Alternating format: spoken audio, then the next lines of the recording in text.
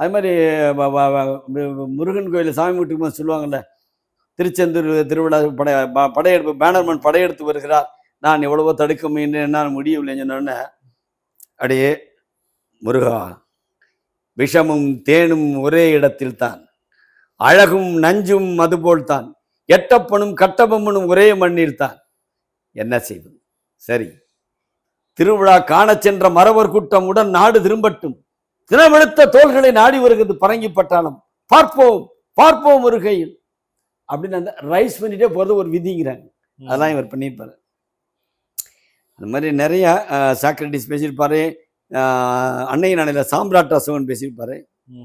என்ன சொன்னான் கலிங்க நாட்டான், நண்ட வம்சத்தை பூண்டோடு துவம்சம் செய்து அந்தனகுல சிரேஷ்டராம் அவனை எங்கும் தேடி அலைந்தாலும் காண முடியாத பண்டிதராம் சாணக்கியரின் ராஜதந்திர மூலையை உரி வளர்க்கப்பட்ட அசோகனுக்கு அடிபணிய மறுத்தான்.